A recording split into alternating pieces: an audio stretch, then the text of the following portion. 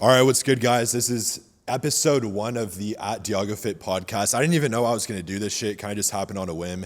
But we're here with the homie Jacob. He runs a TRT clinic. If you want to give a quick introduction to yourself, bro. Yeah, absolutely. My name's Jacob. I own Overtime Men's Health with partner of mine. His name's Julian Becerra. And we are in all things regenerative and integrative medicine. And the biggest thing right now in the regenerative space is going to be hormones. Yes, sir. It's a big one.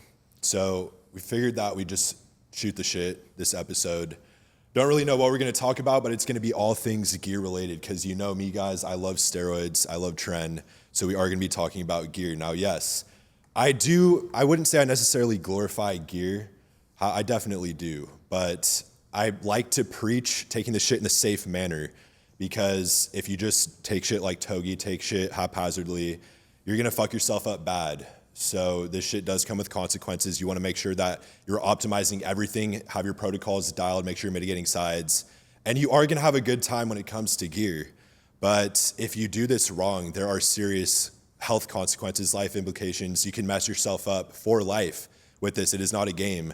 So that's what we're going to be going into today, is just making sure that you're doing this shit safely, the right way. So let's get started with this. So the first topic here is going to be being optimized over natty. So the mental and physical edge when your hormones, biomarkers, and energy are dialed in. How to look insane without wrecking your health. So what do you have to say about that one, brother?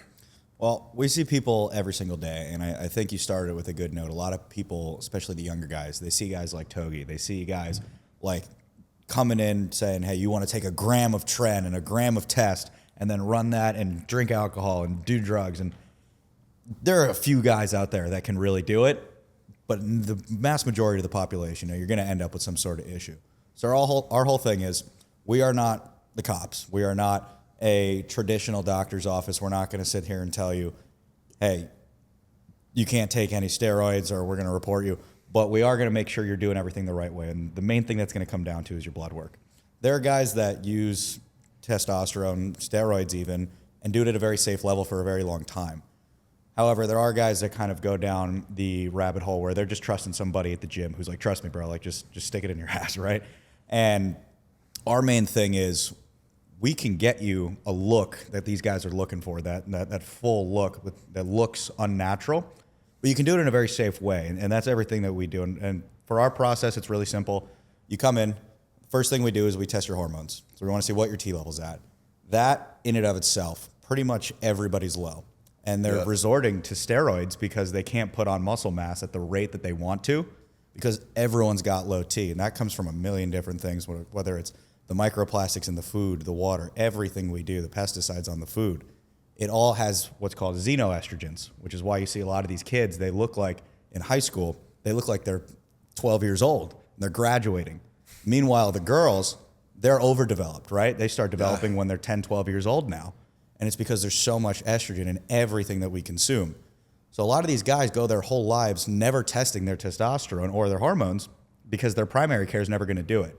When you were growing up, did your mom ever take you to the doctor to get your T checked? Absolutely not. Of course not, right? You would get looked at like a psychopath. Yeah. So we see this now, and for some reason, it's just not covered. There's not one day of it covered in medical school. We employ several different doctors, practitioners, physicians, assistants. Every single one of them says if you even bring up hormones in medical school, it's almost like taboo. Like you can't talk about it but it's one of the biggest makeups of your body. So all these kids they're growing up now and they're seeing their favorite fitness influencer. He looks jacked and they're like, I want to look like him. They think the only way to do it is steroids. Meanwhile, there's a million routes you can go. The one we take, of course, is testosterone. Is the first thing we look at.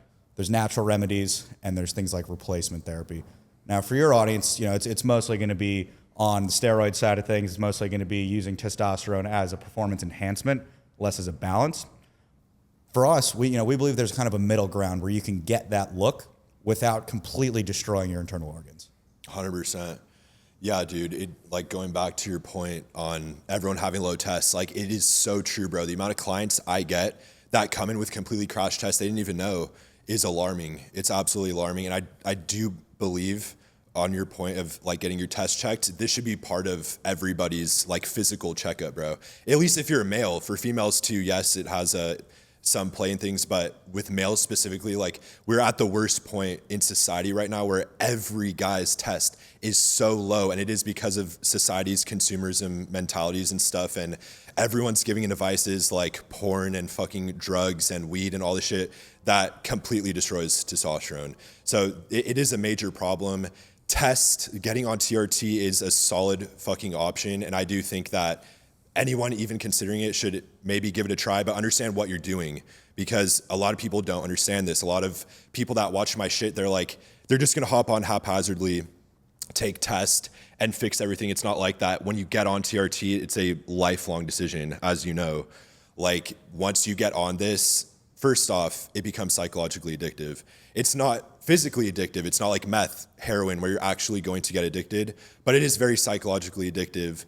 And once you put that fucking needle in your ass, it is very hard to stop, especially if you had low T, because now your well-being is gonna be increased. You're not gonna feel any type of anxiety you might if you did prior, but you're gonna feel a lot better. You're gonna look at yourself in the mirror, and everything is going to look amazing. Your body's gonna look good, assuming that you're dialed, and you're not gonna wanna come off. So that's a major part of this, but also if you decide to take TRT for the long haul, it's gonna be very hard to recover your natural test levels if you take this shit for a prolonged period of time, which a lot of people don't understand either, which is why I make this point so often.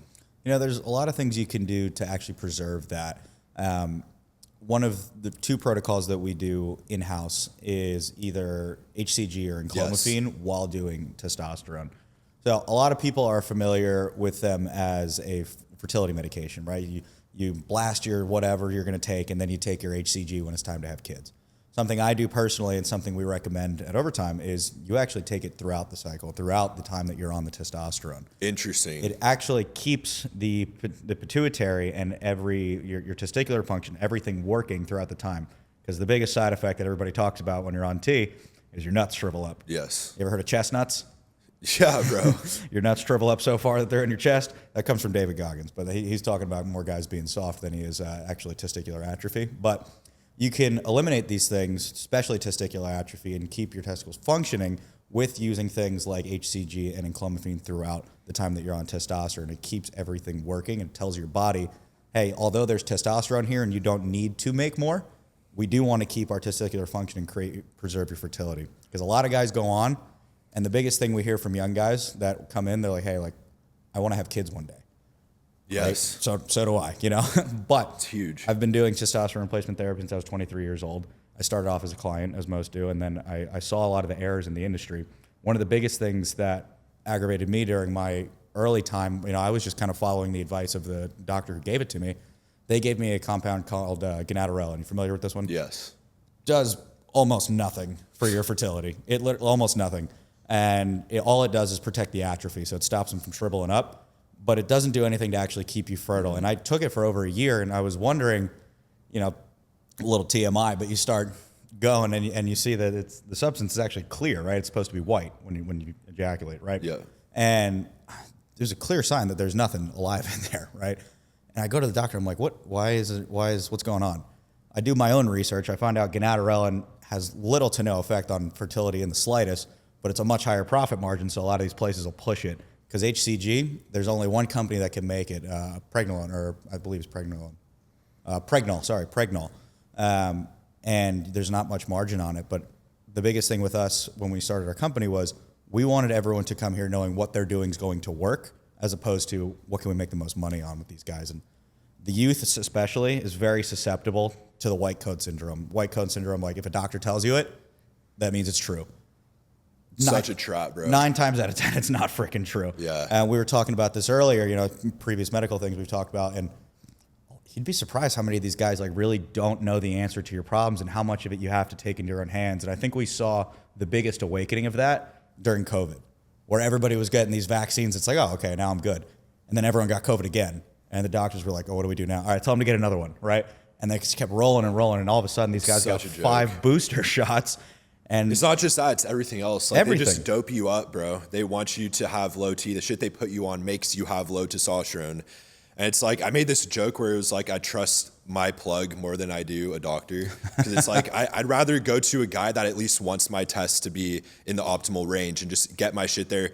Besides going to a doctor instead of doing that shit. Because when I go to a doctor, what do they want? They want to diagnose me with some shit. They want to put me on some medication, which I have no clue what it is, and it's just gonna end up doping me up. I'm gonna go back there and put me on some more shit. Pretty soon I'm gonna be a full-blown whale on like 50 different fucking pills daily. This is what happens to everybody now, bro. The earlier they can get you on one medication, they've got you for life. They say, it's sickening to hear, but the number one most profitable thing in healthcare is a sick child.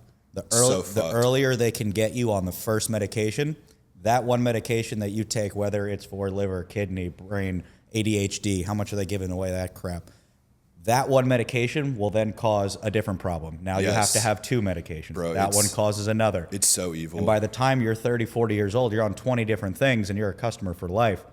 It's not the way medicine was designed to be. And the American health system, I think, is the craziest with this. If you go to other countries, it's not like this. But we're all run by a capitalist society. And I have no problem with capitalism, but there are people that exploit it. And I think the medical and the insurance industry are the two biggest examples of it, which is why everything we do is typically not covered by insurance because it's actually going to work. It's going to solve your problem, and you don't need to be on it for life. It's a quarrel we run into every day, but it's something I really enjoy doing because you get the text, you get the messages back from the clients like, you changed my life. I've never felt this good. There's no better feeling than getting those messages. I'm sure you get them from your clients as well. All the time, bro, where they're just like, you got me out of such a bad situation, rock bottom situation. It's like, yeah, bro, it really is just your diet, your training, getting your program in place, and then optimizing your hormones and making sure that you are good, not just in the short term, but in the long term as well. And dude, it feels so good. It like gives me a dopamine boost even hearing it now because it really is changing people's lives. And this should be a nationwide thing that just happens, bro. It's like, it's weird how we have to be those guys that sort of do it. Got to be a lab rat. So yeah, it's weird as fuck. But it's a new series I just started on my page where I start the intro. I say, I've treated my body like a lab rat for the last 10 years. Here's my experience. Now, I'm kind of taking the torch on that and getting the negatives that come with it of just experimenting with different stuff. But I found out a lot of things that work really well too. Yeah. That shouldn't have to be the case where I have to go through and destroy my body to find out the right answers. I'm happy to do it because I honestly think it's fun. You know, nothing's killed me to date, knock on wood. But, you know, I really enjoy going through the process, learning about what capabilities are out there with the body and what you can do to, you know, really manipulate it. And that's everything I'm interested in, is that entire functional, integrative, regenerative space. And, you know, I think I'm going to dedicate the rest of my life to it. I certainly don't see myself changing anytime soon. Fuck yeah, bro. Yeah, it is strange, though, that we do have to make ourselves lab rats because all, like, us in the industry, we pretty much are all the same, bro. Like, we've all gone through the trials and tribulations. Originally, we started off looking at, like, random-ass bodybuilding forums, you know what I mean, to figure out our information, or just listen to guys in the gym that were big as fuck selling trend. And it's like, it sucks that we had to learn that way and, like, put our body through all that stress when it should just be open knowledge. But, I mean, we really are all the same. Like, we've gone through the exact same shit. And if you do it this way, you will end up fucking up in the short term, at least. I've fucked up so many times with so many side effects in the short and long term I've run into. If you guys can see this gyno, it's fucking bad. Like, you see this shit? I still got to get the surgery, but this is what happens when you don't have your protocol in check in the beginning. Your estrogen, your prolactin is absolutely out of control. If you don't know how to mitigate these things, if you don't know how to properly dose out your cycle, first off, take AIs, take dopamine agonists, you're going to end up running into these sides. And it's like, I don't want it, like, getting gyno surgery sucks, bro. I don't want to have to get gyno surgery. Have you gotten surgery? No, I still need to get that shit. But if I do it in the States, it's like 10 grand or 8 to 10 grand, 8 to 15 grand. But if I go to, like, another country like Thailand or like Turkey, whatever, it could be like 800, 2 grand, but I got to go there and do that shit and take that risk. So it really sucks, and it really should be more openly known. There should be more education on this shit. It should be run by the government and these people to help people. But as we all know, they don't want to help us. They want to keep us pawns and just keep us moving with normal 9-to-5 shit. They don't want us to be anything above average. Right. The worst thing for systemic, you know, government or any sort of organization to see is two things. It's free thinkers and experimentalists. If you're willing to push the boundaries and you're willing to try things that are not within the scope of what they prefer, you're not a cog in the machine. You're not there to move for what they want. You're starting your own path, and it's scary to them. And it's why, you know, we're in a tricky spot from our end because we go up against Big Pharma. Like, that is our direct competitor. There's like no winning, bro. There's the last people on the planet you want to fuck with, right? The absolute last people. So you kind of have to work in different ways. But we're seeing some really cool things, especially with the current regime in office. You know, like RFK is my guy. He's all about, you know, making things a little more legal when it comes to the peptides, the regenerative therapies, and everything like that. And he's a guy that even says, he's like, he said the statistic originally, the average testosterone level of a 60-year-old right now is higher than the average of a 20-year-old. A lot of people saw that stat on social media and they were like, okay, yeah, it's something to look at. When I tell you we have seen, I believe we're getting close to 10,000 people that we've tested, that is 100% accurate. The average guy that comes in over 60 years old to our clinic is usually sitting around 400, 500 tests, which is what you would expect of a 60-year-old man. Yes. You see an average 20-year-old, I'm not joking, the average score is about 350. Like, I don't think you guys know how alarming that shit actually is. Like, for a young, healthy male back in the day, at least, before all this consumerism shit happened, like, their test levels were normal. Of a optimal 20-year-old healthy male, it should be in like the 500, 600s, bro. The fact that they're that low it's very alarming. And the fact that more and more statistics are coming out, I've seen them as well. That's not, like, there's something majorly wrong happening right now. There's borderline hypogonadism. I think hypogonadism is defined as anything under 300 nanograms per deciliter. Yes. If the average guy in his 20s is coming in 350, that's the biggest difference we see with guys is the guy who's 60, when he gets on T, he feels like when he was 20 because he had 1,000 tests when he was 20. That was normal. Everybody else right now that's, you know, under the age of 35 roughly, they've never felt anything above what they're at right now. They've only felt low T. So when they try it for the first time, that's when you see these crazy transformations because these guys that are going so hard in the gym, having a perfect diet, getting sunlight, doing all the right things, and they're not putting on muscle at the rate they want. Once their hormones get optimized to the right level that they're supposed to be at, you see these wild transformations. Yes. And you get all these crazy accusations of, oh, he's blasting gear, he's doing all this stuff. And it's like, all he did was fix his hormones. There's not rocket science to it. Now, there's definitely guys that go even further than that, and once they get their hormones in check, they start really taking a lot of the stuff you talk about on your channel. Yes. And there's something to be said about that as well. But the main thing at the end of the day is your blood work's going to dictate everything inside your body. Do you get your blood done? I do, and I just got it done recently. So right now, I've taken a lot of crazy-ass blasts in the past, but my most recent blast was 300 tests, 300 primo, I believe 250 mast, and then I was also taking Retta on the side. That definitely got me very shredded, but it also fucked with my bloods a little bit. Now, I know how to mitigate a lot of things now, but the only things that came up on my recent set of bloods was elevated blood thickness, so RBC, hematocrit, hemoglobin. This is very common for me. Just gotta donate blood. Yeah, exactly. That's what I did. But also like nattokinase, like taurine, all these supplements, I can reduce it as well. Mm-hmm. But yes, I've donated blood so many times. You take tadalafil or anything like that? Used to. What? So it's not a the weird dick dose, but like, you know, just the healthy one. Yeah. Just like 5. Like I used to take that 5 regularly, bro. For like That's 2 good. years, I was taking that to lower BP. Yeah. Also for crazy ass pumps. Yeah. But inevitably or eventually it started like making my nose very stuffy. It's just a side I run into with Cialis. Really? But I had to I stopped taking it. That's My common, BP is definitely in range too, though. I got pretty good blood pressure, but I'm genetically prone to elevated blood thickness, which brings me to this next point where like everyone's going to have genetic issues, pre-existing issues. No one is a pitch perfect specimen. Everyone's going to have specific sets of problems that they are already dealing with before hopping on gear. If they decide to take TRT, if they decide to take gear, you have to get your bloods done pre-cycle or pre-TRT. This is absolutely mandatory stuff, guys. Like, you can't just hop into testosterone, TRT, or a blast, a cycle, which consists of a high-dose or high-dose test or anything above that, any other compounds you take. You have to get your bloods done. It is so goddamn important. It's the only thing, your blood work is the only thing that's telling you what's happening internally in your system. Without bloods, you don't know what the fuck is happening. There could be serious life-threatening things happening inside your body without bloods that you have no fucking clue about. The bloods is the only thing telling you this. Yes, there's a bunch of other tests to get, like your EKG, your echo, blood pressure checks, like all this shit. But the blood work is the thing that tells you what's happening inside of you, which is very fucking crucial. And me specifically, going back to my problem, I do have elevated blood thickness, RBC, microhemoglobin levels. I come from a runner family. My mom and dad both run marathons. They used to. Wow. So I come from a very athletic family, and genetically, I was given that elevated blood thickness already.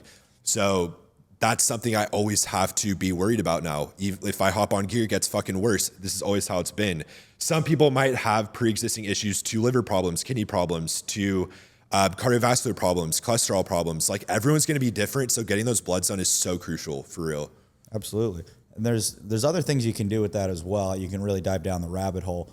We do genetic testing. Have you done anything like that? Like, no, so never. You take a strand of hair, and shit. We can tell you top to bottom what foods you should and shouldn't eat based on your genetic makeup. Oh, shit. If you're someone who responds better to a carb heavier diet, a fat heavier diet, everyone's for a protein heavier diet. That's a whole nother category. I don't think anybody hits their protein goal unless they're going to the gym consistently. Yeah, hell no. It's horrible. And you have to like convince a lot of people. You're like, hey, like, eat 200 grams of protein a day if you're at 200 pounds. But you see some of these people eating 30, 40 a day, and they're like, oh, I'm getting my protein. It's like, you're not doing shit. Right? But you can really go down the rabbit hole. The biggest shock that I found when I did the genetic test, I found out I can't have chicken. No way. I come from an Italian family. We had a lot of chicken parm. Like, every freaking day was chicken. And I found out chicken causes inflammation in my gut. I later also found out from that same test I was deficient in like 9 of the 11 biomes in the gut. So your probiotics and your prebiotics. I'm a pretty healthy guy, right? Like, I have a very clean diet. I exercise. I do all the things. I don't drink. I don't do any of that stuff. Nice. But I used to drink quite a bit. But don't give me too much. But I see I have all these problems in the gut lining. It's like, I wouldn't have known that had I not gone through the measures to do that. And same thing. When you're going to your checkup at the doctor, when you're going to the hospital, if you ever end up there, they're not looking for this stuff. And it's the easiest way to prevent yourself from ending up back there is taking a proactive approach to this stuff as opposed to reactive. I think a lot of people are reactive when it comes to their health and their bodies. They wait for something to go wrong, and it's 10 times harder to fix it after it goes wrong than it is to prevent it. They say an ounce of prevention is worth a pound of cure. Yes, bro. I make this point so often, especially when hopping on a blast or when getting on TRT. Like, people, if they're not doing it the proper approach by going through a clinic and shit and just doing it underground, which 95% of people are going to do regardless, they wait for problems, like you just said, bro. And that's the worst thing you can do. That's what I did when I started. That's why I developed gyno. That's why I've run into all these like horrific side effects, roid rage to the max. When I was first starting, like, it was bad. I ruined relationships. I went through some crazy ass shit just because I didn't properly dial in my cycle and my protocol. What compound did you notice the most the side effects from, especially the roid rage? I'm curious. The roid rage, Tren and Halo combined.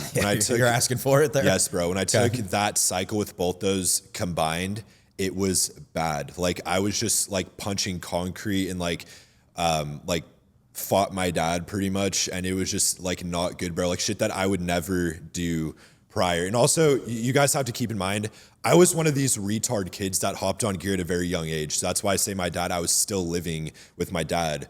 How old were you when you started? I was 18 when I first touched this shit. And I would start off with SARMs, this fucking SARMs goblin, because you can just get it anywhere. You go to a protein store. Yeah, GNC, you go anywhere, you go to any like supplement shop, they're going to have SARMs. And that's why it's so dangerous for kids, because it's not like getting gear is easy, but there's at least a barrier of entry. Like, you have to at least be somewhat competent to figure out how to get the shit. But with SARMs, it's just like they hand it to you at supplement shops. They got little pills. You can just start popping them. Yes, like they're candy. pills, bro. You don't have to inject, which makes it very common for kids to use. A lot of people have a backwards mindset there. They see the pill. They're like, oh, okay, I won't inject anything, but I'll take the pill. Not knowing it is 10 times more harmful. It's 10 times worse, bro. It goes through the liver and processes through everything. It's a lot worse. I started with SARMs as well, is what I did when I was in college. And Damn. I probably did it the worst way possible, because at that time I was drinking, 6 nights a week. I was too, bro. And hammering these SARMs. I'm surprised my liver's still functioning, but there's a lot of things we can do to actually reverse a lot of that damage.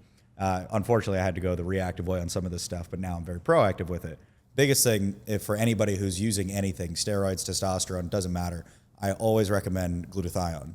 Are you using any of this? No, I haven't, but I've heard great things. I'm going to send you a bottle. Yeah, hell yeah. It's fantastic. I would give it to my mother, my grandmother. Everybody should be on glutathione. Anytime I feel a little sickness coming, anything, it is the master detoxifying agent. That's very interesting. Tell me more about glutathione. Glutathione is a vitamin. It naturally occurs in your body. The difficulty with it is you can't really get it from a diet. Like you can't eat clean and get more glutathione. Whatever your genetic availability is to glutathione is what you have.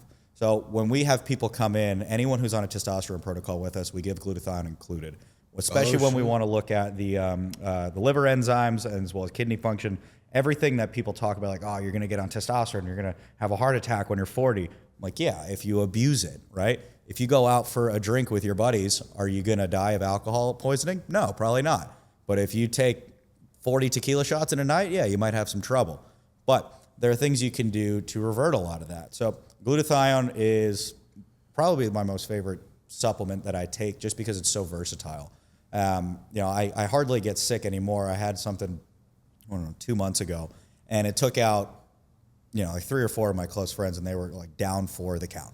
Damn, bro. Down like bad. And could have been COVID, could have been the flu, who knows what it is. But there's a lot of things you can do on this side of things that aren't going to come from a doctor that will detoxify your body, and glutathione's one of them. So I would absolutely recommend 1,000% anybody who's taking anything, whether that's hormones or the steroids, to be on glutathione, because it's going to protect you from your own naivety, right? Like not knowing what you're doing. You can kind of hedge your bet, if you will, right? That's amazing. So you are more like the peptide guy, bro. Like I don't have that much extensive knowledge on peptides when it comes to like glutathione and all this shit.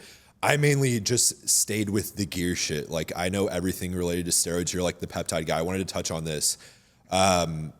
When it comes to SARMs, you were saying like, yeah, you were like drinking a shit ton and partying. I was the same exact way. I was taking SARMs and I was legitimately, bro, like I've gone through so much shit, but I was the biggest fuck up around that time, around like 16 to 18. Like I was in and out of jail. I was drinking like 750 ml of vodka a day, bro.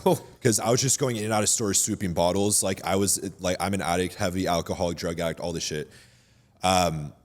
Mixing gear and SARMs and shit with partying is the worst possible thing you can do. And I'm saying this for everybody watching. Like the amount of side effects I ran into, the amount of people I've seen that literally just like basically drop dead. I've had a homie die from this shit. It's insane. And it majorly increases the risk when you're partying and mixing gear or SARMs or any of these fucking things. It increases the risk that something very bad is going to happen to you. Gear itself comes with side effects. Getting your bloods done prior is crucial. When you're partying, you're not like, you don't get your bloods done to fucking party. You know what I mean? You guys don't understand how toxic partying actually is internally. It's way worse than gear could ever fucking be. And when you're mixing that with gear, which also is very toxic to your body, if you're abusing it, of course, then it's just a recipe for disaster. So I just wanted to put that out there. I don't know if you have any stories about partying on fucking gear, but yeah, it's just bad. When it comes to a lot of that stuff, yes, you can do it. There are ways to do it, and there are people who are genetically able to handle it. So when I got my genetic test done with my hair, I did notice that I wasn't able to have chicken. Dude, I have to do that test. However, one of the things I did see on there is my body can process alcohol very well, which is not a good trait really to have, to know that you're able to do that. Where most people, it basically just shows red, yellow, green on the colors next to it, and like how it's going to digest in your body and how it's going to react with you. And most people, like a lot of the alcohols will be red, or a couple will be green. And you're like, okay, I can only drink tequila or vodka. All of my alcohols were green, which delicious, which was cool to know that I didn't completely destroy myself while I was doing that. But most people are not that lucky. So I have some genetic advantage in that regard, but as a whole, I didn't have most of them. Like when I was much younger, 10, 11 years old, I was a really good athlete, and I was faster than everybody. I was good at everything. And then as I got older, everybody just developed faster than me. I couldn't keep up. I was the small kid. I was small. I was skinny. My freshman year of high school, I think I was like 5'4", right? Oh shit! And really? I was like a $135, something like that. I was a small kid. And then everybody by that time was grown up, and I was upset because I wasn't able to compete at sports at the same level I was able to when I was younger. I still played, all through high school. But as I got older, I'm like, there's a good Tom Platz quote actually. He says, "I will not be a victim to my genetics. My genetics will be a victim to me." And he basically talks about, you can make any excuse in the world you want for this stuff, but there's things you can do to counteract your genetic disadvantages. Mine, you say you come from a family of runners. I am not, right? I am not a cardio guy. It's not my strong suit. But there's a lot of things you can take that will help your cardiovascular, that will help you have more stamina as you work out. And you don't have to resort to like a GW SARM that, it works great for a little bit, but you take that stuff long term and you can really mess up your heart. But I would say the biggest thing for everybody to look at, number one, I think you touched on a great point, is get your blood work done. Look at these things like the genetic testing. There's the main genes you want to look at when you actually do a real genetic test. It's you ever heard of the motherfucker gene, No. MTHFR? It's basically the way that you methylate, right? So certain vitamins that you take, if you take methylated vitamins, your body absorbs them better. And you're going to want to look for this MTHFR stuff. And Gary Brecka talks about this all the time. And he's someone that, we've looked at and tried to emulate a lot of his practices, and there's things we do a little bit differently. And that's the kind of people in the health space I like to follow. He's not necessarily a lab rat for his own body, but he just studies this stuff. He's not a doctor, right? He's one of the leaders in the health space. Everybody knows if you're talking anything health, Gary Brecka is supposed to be the guy. Interesting. He's not a doctor. He's a scientist, right? He's a biological scientist or something like that. Mm-hmm. And he just understands the way the body works. This is the approach I think that we're going to start heading towards when it comes to health, when it comes to internal optimization. People are going to just kind of start taking what works as opposed to what the guy in the white coat says. That's something that's really exciting for us and something that's really helped me personally, because now, 5-10 years later out of high school, everybody that was bigger and stronger than me, I now look way better than they do. Yeah, because they worked on genetics. I worked on okay, I have to make this happen myself. Now that comes down to a few different things as well. A lot of these people don't exercise properly. Their diets are shot because what they're told is good for you to eat mostly isn't good for you to eat. People are coming awake to this whole seed oil thing now, and that seems to be like the buzzword. Mm-hmm. There are some that are good, there are some that are bad, but there's always going to be a trend, right? 20 years ago, they told you that fat was the enemy. They said you can't have fats if you want to stay skinny. Now it's carbs. They're saying carbs are the enemy, the keto diet. And there's some truth to both of those things, but everybody's body is internally different, and that's why I think it's so important to do these type of tests. Because you might have something completely different than what I have in terms of if my body processes carbs better than you, or if my body processes fat better than you. This goes all the way back to your ancestors, wherever they were living, 100, 200, 300 years ago, and what their diet consisted of. The issue with America is it's a melting pot of all these different cultures and all these different genetic makeups, and we've interbreeded with all these different, backgrounds, and now everybody's kind of whacked out a little bit. And the American health system's taken advantage of that, of just the unknown. And it's a little bit scary if you think about it, that most people, the doctors included, don't have a good enough idea of what happens within the human body and how to treat it. It's all symptom-based. They're only trying to treat your symptoms. They're not solving the root cause of anything. So if you go to a doctor, you say, hey, I have a headache. He doesn't say, why do you have a headache? He says, here's something to make the pain of the headache go away. That whole thing is so evil, bro. It's just going back to the whole thing about the health system, bro. It's not good. I mean, they really are just trying to keep everybody stuck. And doctors go to school to get these full-time jobs. They're just reading a script, you know what I mean? They're not actually trying to get to the root cause of problems like you're saying. They're just handing shit out to keep everyone average. It is very sad to see. You have to be self-taught, right? And a lot of the best guys in the medical industry, a lot of them are self-taught. It's not something you pick up at medical school. Even when we're interviewing for medical directors, for nurse practitioners, for providers, when we're going through the interview process, we start asking them, hey, what's your experience with hormones? They're like, pretty low. I'm like, why did you apply for the job, number one? But number two, right? And then you start asking about some of these other regenerative therapies, and it's just not something they've ever been taught. So unless they learned from someone else that was just kind of like a passion project, they're not going to know. And that's the part where I think we're failing the most is, why do we not teach our medical professionals the internal mechanisms of the human body? And the most important factor is your hormones. It's your entire makeup. That is literally the difference between man and woman, is testosterone to estrogen balance, right? When someone wants to transition genders, they just give them the opposite hormone enough until they freaking change, and then they twist their shit inside out. So, it's crazy stuff. But why don't we learn about it? Especially in school, we learn about all this crap in health class that doesn't matter. Teach people something about what's actually going to, benefit them. At the very least, I feel like we're heading in the right direction. I do agree with that. Now with social media, the shit's getting picked up by the algorithm. People like us are coming out talking about this shit.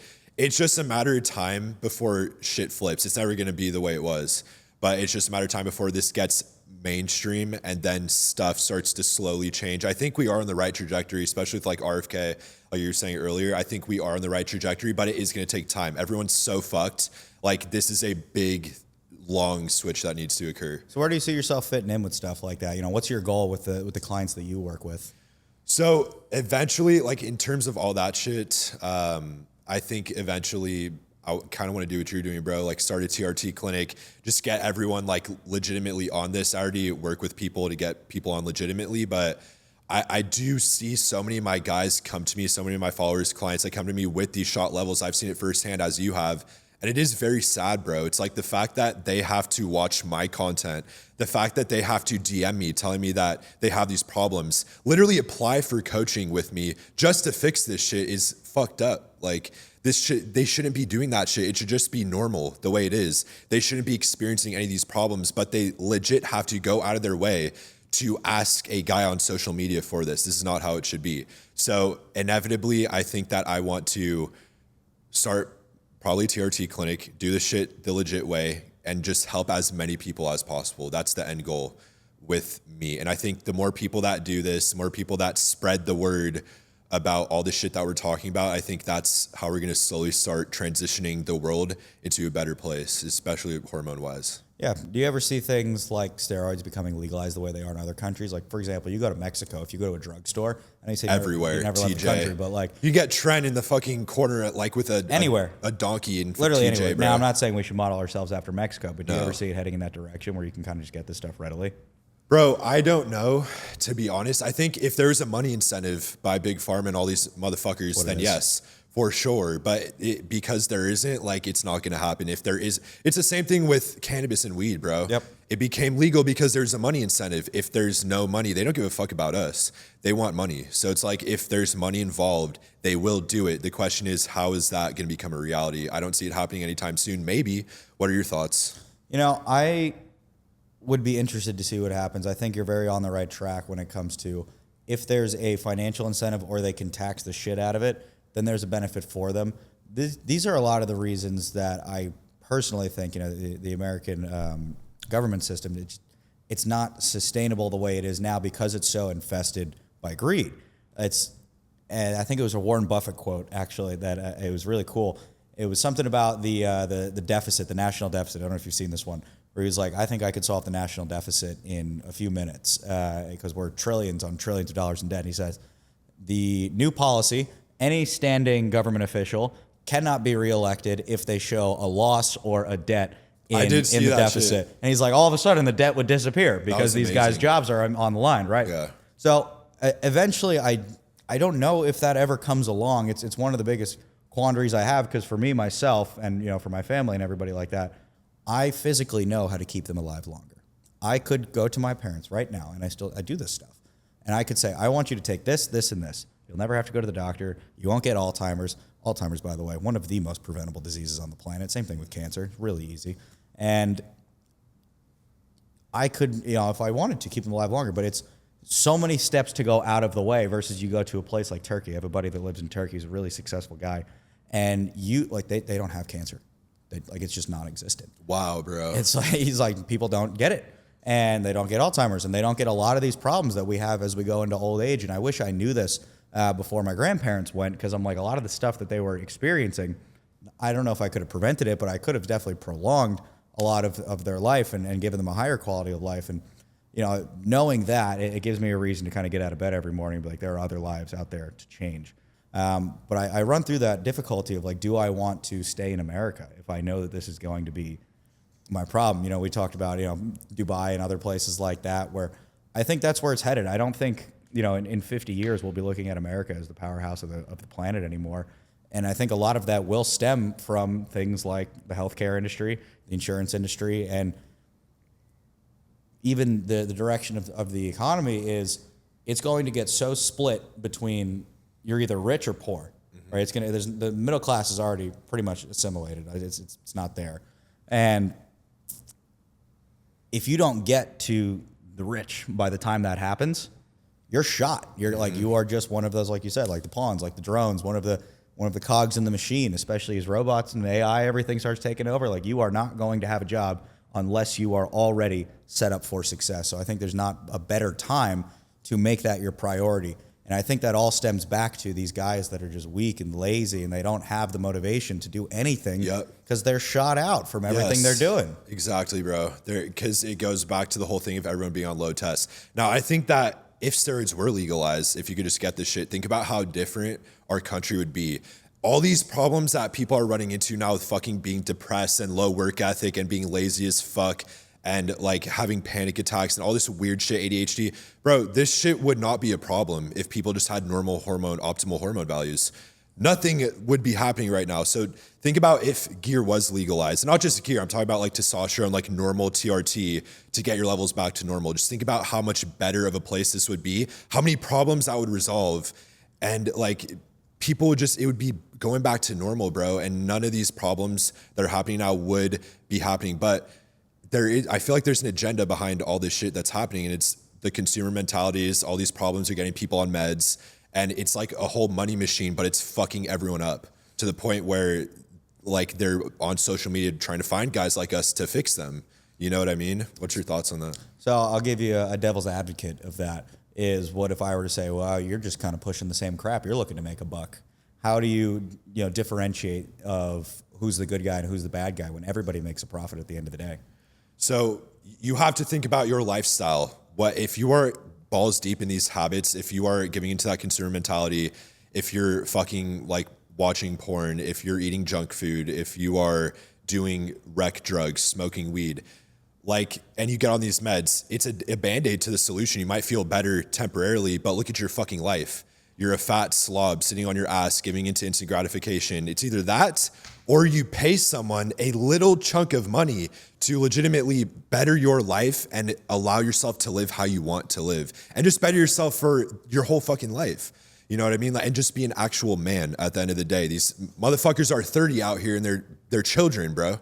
Like they're still giving into these habits. They're acting like children, low work ethic, just lazy. Like that's not how a man is supposed to be. A man is supposed to be the caretaker of the house, providing for his family, protecting his family. That's what we're supposed to do. This is what you have to do if you are a male.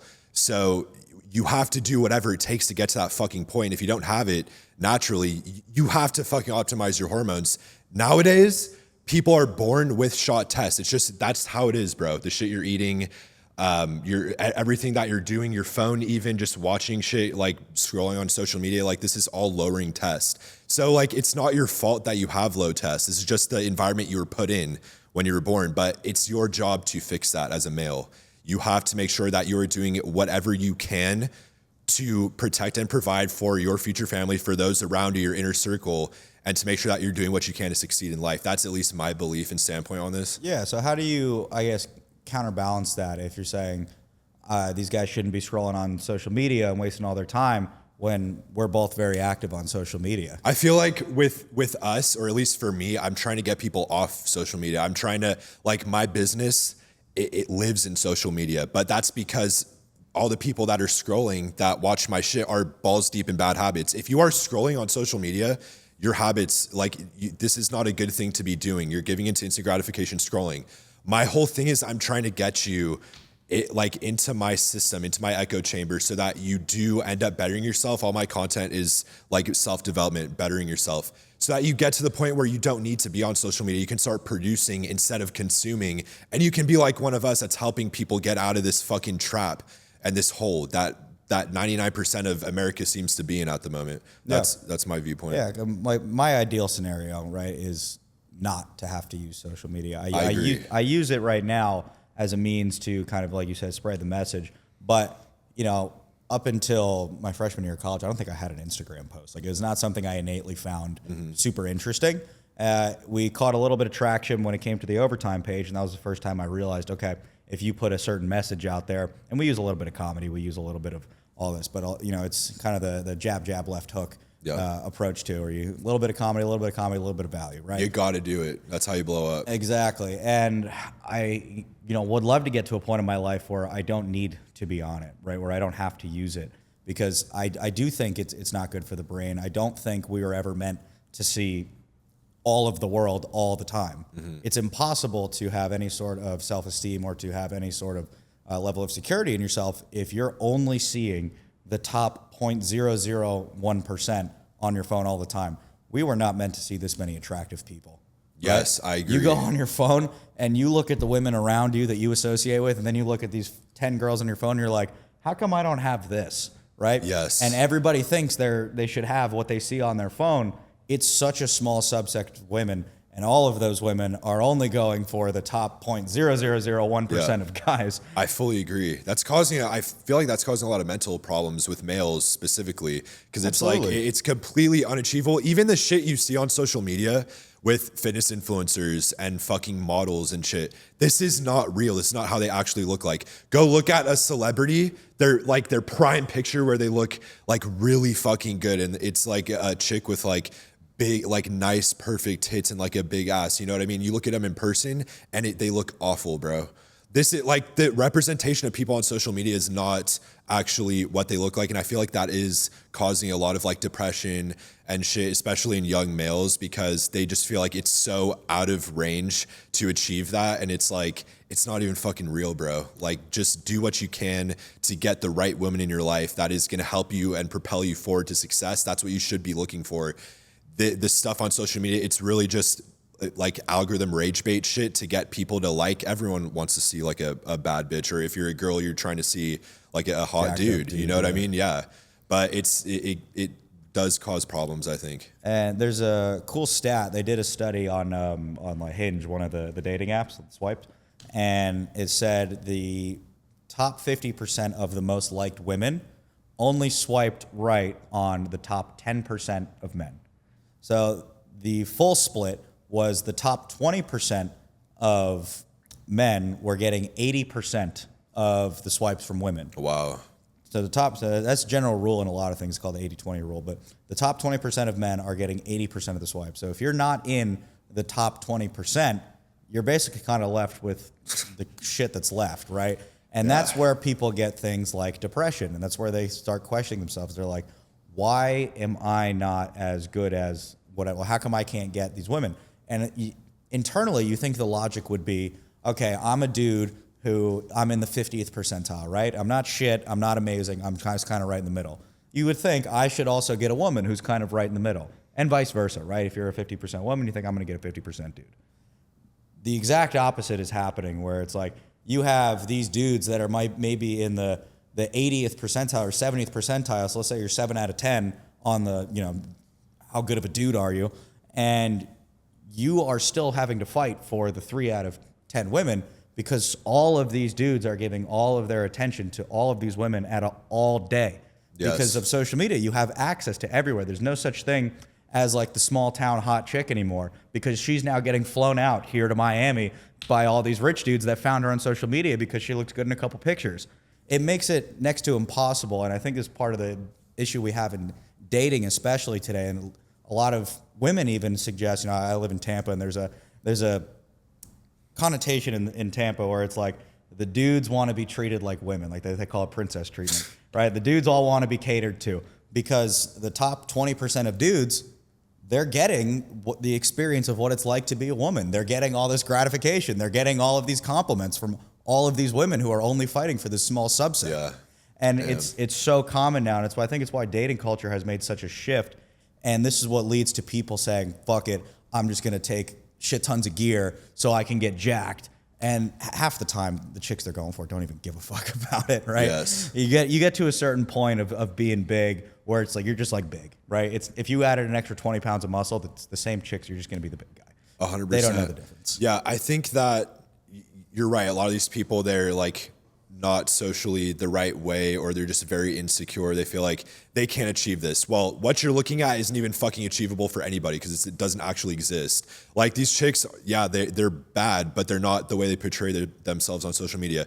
So I think that with people trying to better themselves, self-improve, all you should be doing is bettering yourself each and every day to get to the point where you can attract the right woman for you. So, and that does come back to the optimizing your hormones thing, because again, everyone's shot. You have to be in a good place to be like sexually attractive to the opposite sex. You have to optimize your hormones, get to that point where you're giving off that energy, confidence. You look good. You don't look like a fucking slob.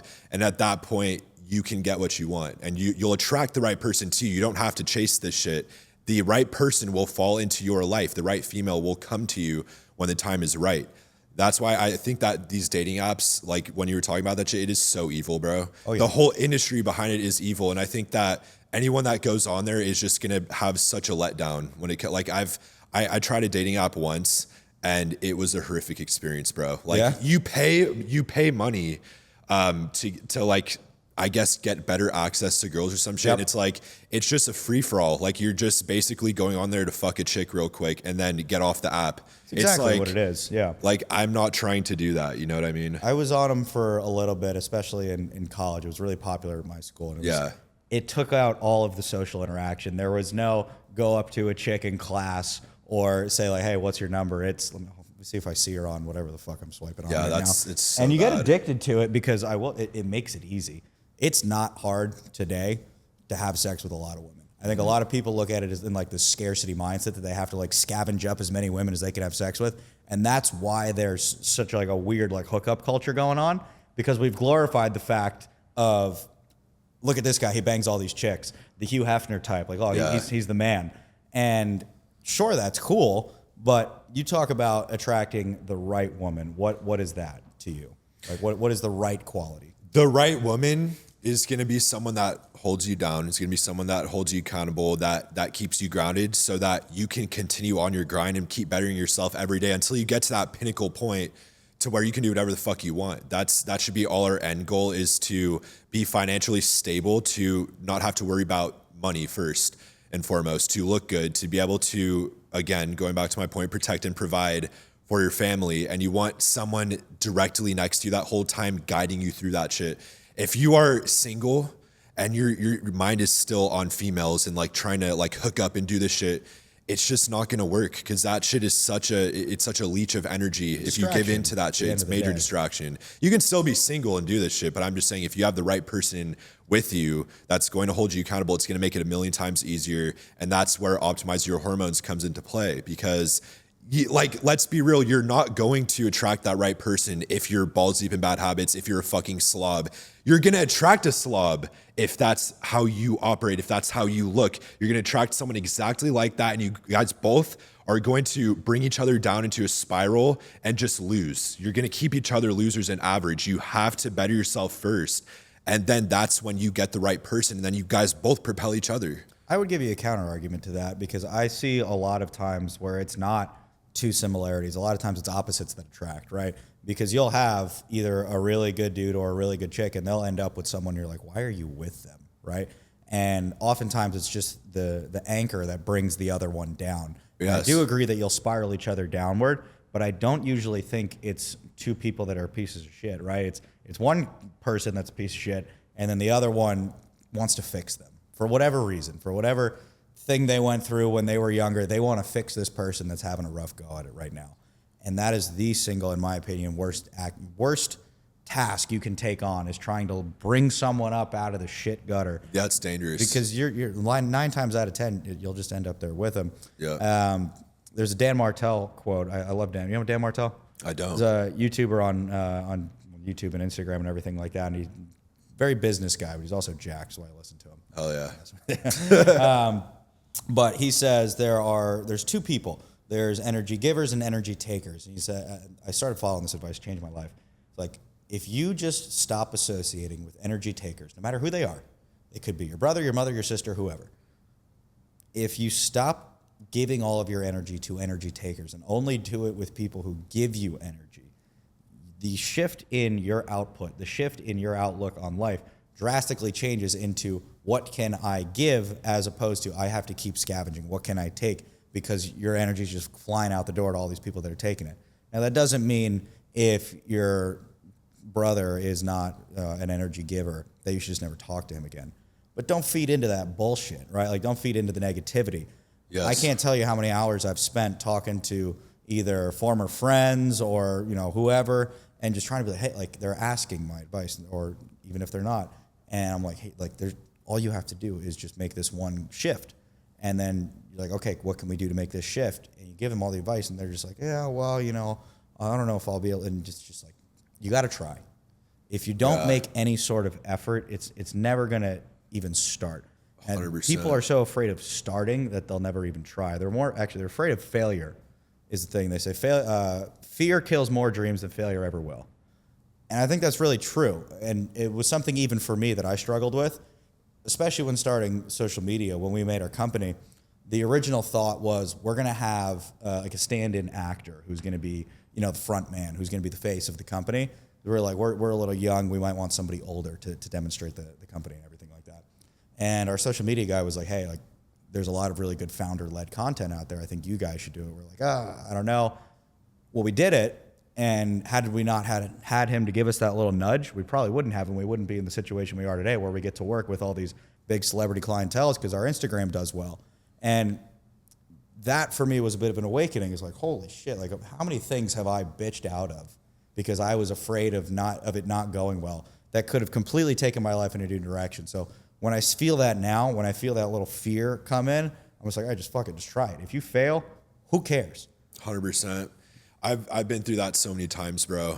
I've always been a risk taker. That's what got me in so much trouble. That's also what has propelled me to success many times, have lost everything and came back. But I've always been a risk taker. I feel like once I started taking like tests, I'm not even gonna lie, once I started optimizing my hormones, getting on gear and shit, like I just took in more incredible risks than normal because like fear kind of goes out the fucking window. You don't have it anymore, yeah. You don't have it, bro. So it's like you overall just become, again, more of a man. You start taking those risks. You start doing what you want. So you start that business. You talk to that girl. You do what you got to do to propel yourself to success. And it just makes it a lot more easier to do this. Well, a lot of people think people take gear and tests and all this stuff, and they only look at the physical change. Hands down, what we tell everybody who comes in is the number one change you're going to get is not physical, it is mental. Mental, 100%. You are going to be the guy. And that changes everything in your life when it comes to your body, your relationships, the way you interact, the way you do business, everything. Yes. You talk about fear going out the window. Holy shit, was that a revelation for me when I was just like, bro.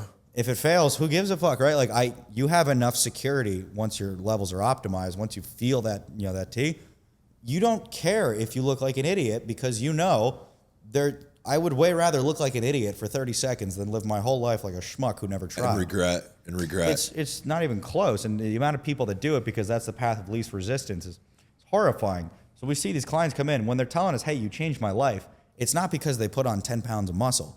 It's because their marriage is better. It's because they got a promotion at their job because they weren't afraid to ask for it or they were willing to go the extra mile. We say all the time, testosterone is the hormone in the male body that makes effort feel good. When you have low T, effort becomes scary. Effort's a drag. You have to drag yourself to the gym. You don't want to get out of bed in the morning. When you have high T, you kick the fucking sheets off the bed in the morning. You are ready to go. You go to work. You're like, how can I excel every day? How can I, be better for my wife? How can I be a better dad? Holy shit. If that's the life you get to walking around living every day, and you're telling me all I have to do is go check my levels every once in a while, are you fucking kidding me, right? But it's so taboo. It's like, oh, you're on steroids. It's like, I am changing my fucking life out here. Yeah. You really do become a workhorse on this shit. Like, I've always had a grind mentality. I've always wanted success to better myself, but it wasn't until I started optimizing my hormones until it really started becoming like fucking real. You know what I mean? Like you're saying, effort becomes easy, bro. Like just getting up, like I used to wake up at 3:30 a.m. every morning and start the fucking grind. Back when I was like first getting on and when I looked like shit, and I was just bettering my physique. Like I was getting up 3:30 a.m. every morning, hour of cardio, do 2 hours of lifting. Like I was going really hard, bro. And then I would just work the rest of the day on business. You know what I mean? And then I'd go to bed, do the same fucking thing over again. But I loved it. I loved the process. You don't crash. No crash. It feels amazing doing it. It's like, I want to do this. I want to better myself. Your life becomes a game. It's like you're not even in fucking reality. It's like you're playing a game and you're the main character of that game. That's the biggest thing you start to notice. You hear guys all talk about the game. I think that was Hormozy's original podcast name. It's called The Game. Really? He started talking about his business experience, and that's another guy who took fitness and all of that and turned that into business and then learned about business and went forward. I probably listen to more Hormozy than anything. Right? He's a legend. Guy's the man.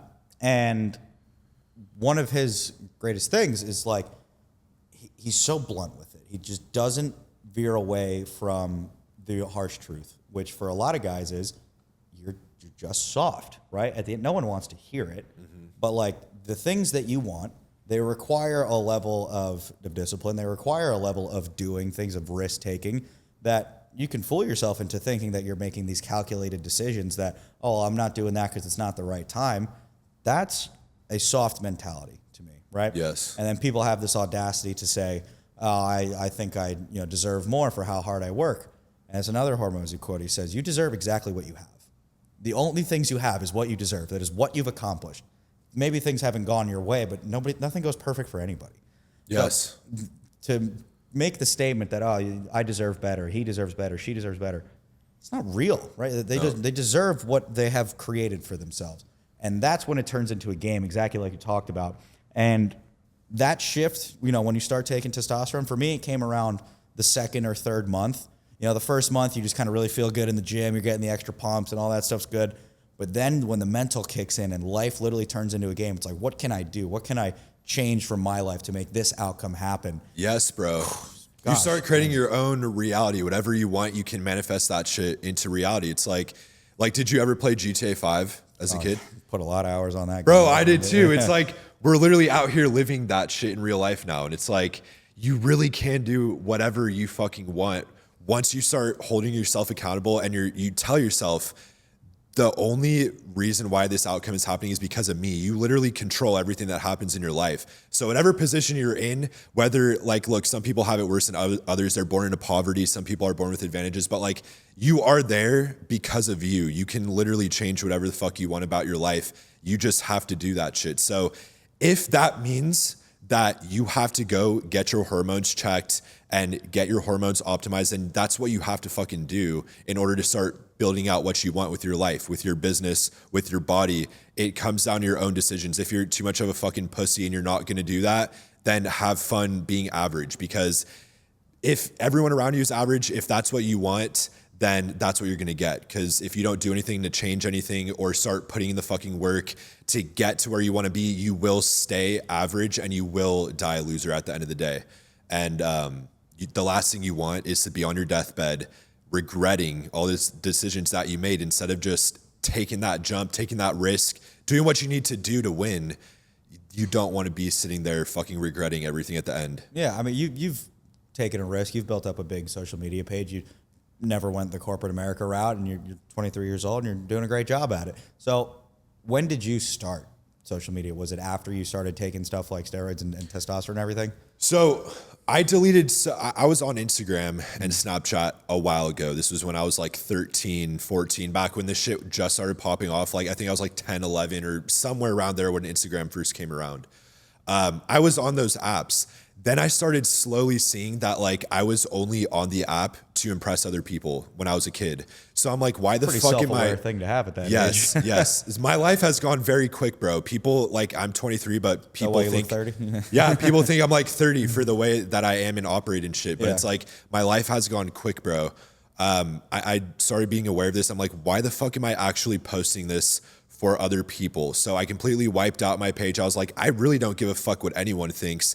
And to be honest, I went down this whole self-improvement rabbit hole at I think 15, no, I think it had to have been 16, 17 years old. About one hit for me, yeah. I wiped out my social media. I deleted everything. I cut everybody off. I used to hang out with a bunch of drug addicts. When I was 15, 16, I was hanging out with 25-year-old fucking meth addicts, bro. I was taking crystal at some point when I was that young. And I got hooked to it. Like I said, I'm a fucking addict.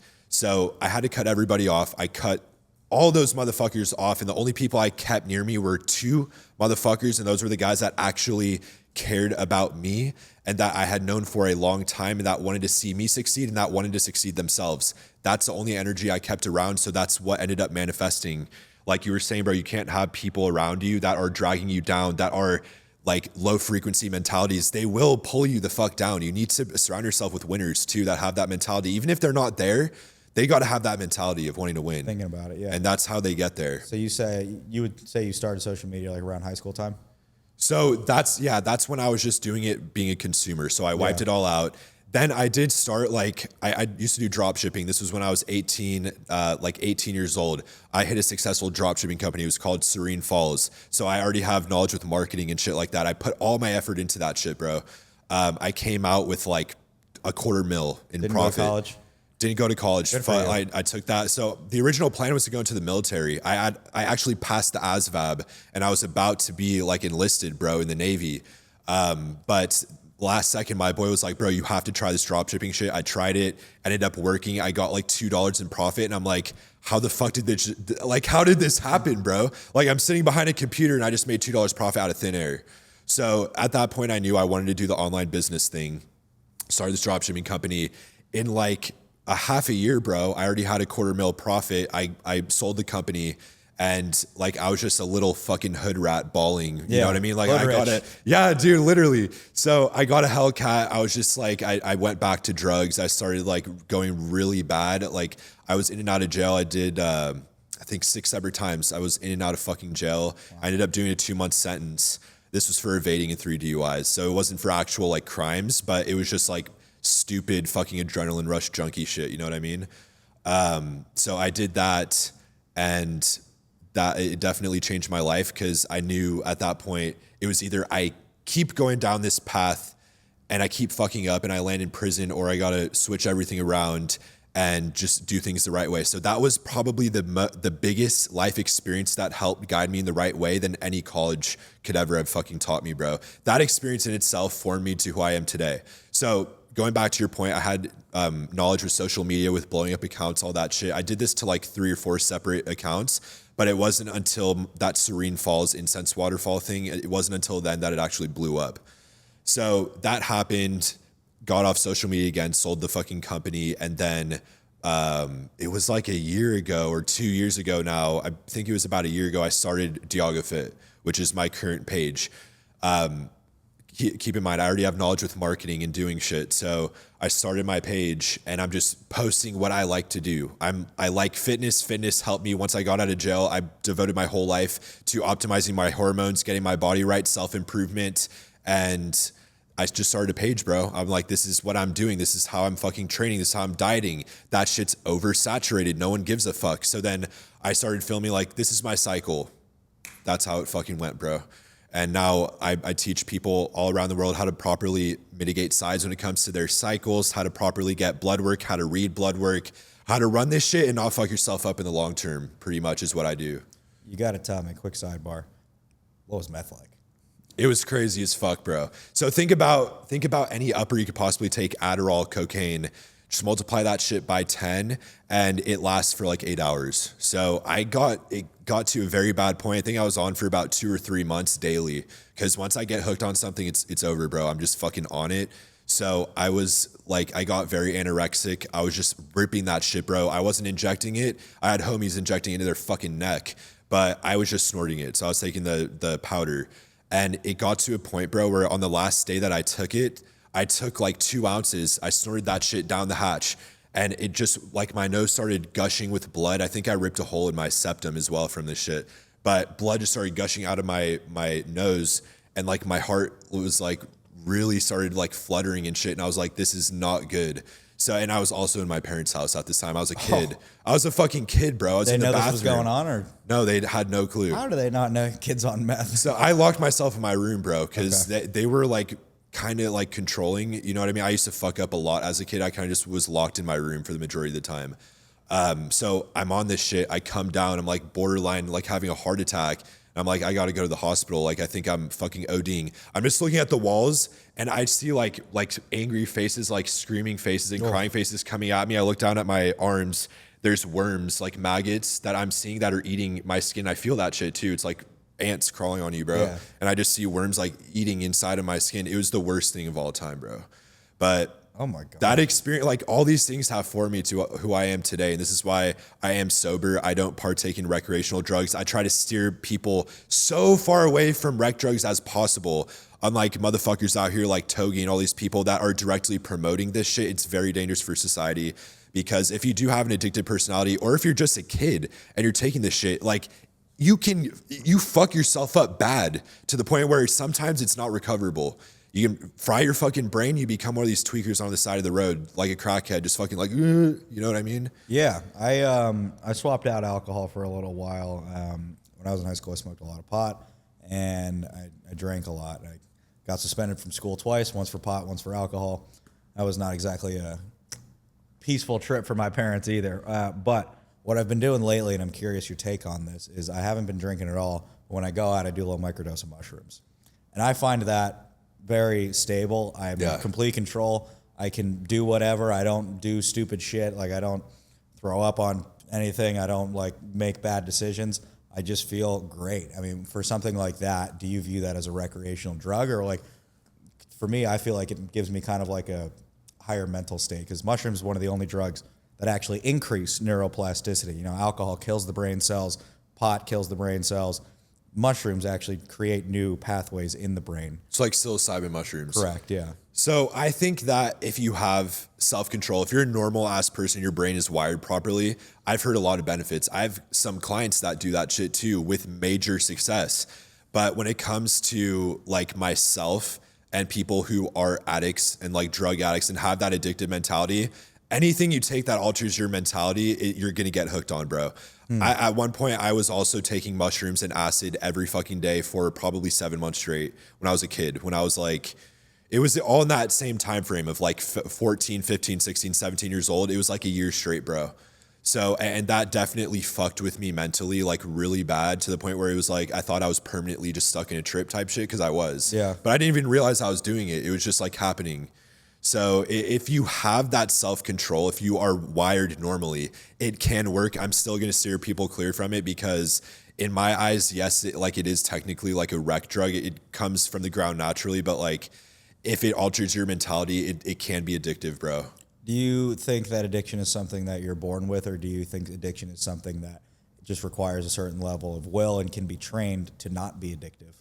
I think that addiction, to be honest, when it comes to like genetic addiction, it runs through my whole mom's side of the family. Everyone is fucking addicted to some shit, bro. My grandpa died from being an alcoholic. My grandma died from emphysema for being addicted to cigarettes. All my cousins are drug addicts. My uncle is a fucking alcoholic meth addict. Like it just runs in that side of the family. Mental issues, schizophrenia, all this shit too. Do you think that's genetic, or do you think that because there's so many examples of addiction that they're like, oh, I guess we're addicts, and it might be more of a placebo? I think it could be both, to be honest. I think me personally, once I started optimizing my hormones, bro, I haven't been addicted to shit anymore. Like I've had a couple social drinks here and there. That's it. It's like, then it's back to the grind. Right. You know what I mean? I still don't think you should do this if you have an addictive personality, but I haven't touched rec drugs since I've been a kid. I'm not taking that fucking risk. But when it comes to just like drinks, having a social drink, I have self-control now, bro, to the point where I can take that drink, put it down, and then just go about my fucking day. Like I never had that before. It was just like, once I had that drink, it's down the hatch. I'm drinking 2 liters of fucking vodka. You know what I mean? I agree with you. Well, that's kind of why I lean into that. And I say, because I hear people say this all the time, is I have an addictive personality, or addiction runs in my family. I have a take on it that, yes, if you accept that as your reality, then that's what it is. Then you are subject to exactly what you just said. Yes. That you're an addict. You are whatever you tell yourself you are, right? Self-talk, you hear people talk about this all the time, is you are what you think about most, and the law of attraction, right? What you are, what you think about. So if that has become an excuse that your parents have ingrained into you from day one, it's like, hey, don't drink because alcoholism runs in this family. As soon as you have your first drink, you're going to be like, oh, guess I'm an alcoholic, right? Where I see it more as, yes, that can be the case, but I think it's a longer chain of, we've just accepted this as our reality, and I think if you did mental work on it, you would be able to escape it, is my take. That's a very good take. That's a good look on it, brother. I haven't thought of. But yeah, it could be that too, you know what I mean? That is something I got to work on, is my mental state. I've been so dialed into my grind and work and just progressing my physique and shit. I haven't given a single time to my mental state, bro. So my shit is all over the place. You can ask my girl. She knows it front hand, bro. I can be really bad and really good. You know Well, that's what I mean? a really big part of optimization as well. Is like, yes, of course, the physique stuff is what everyone sees on Instagram, but the mental is what's going to keep you for the long haul, right? Like if you're walking around jacked out of your mind, but you're a psychopath, what's the point? You're not the optimal male. You are not I agree. optimized. You're not what you've described before as the provider, the leader of your household. You're not Yes. that at all. You're just jacked, right? Which is cool, right? Don't get me wrong. Everybody wants to be jacked, but you got to take care of this up here too.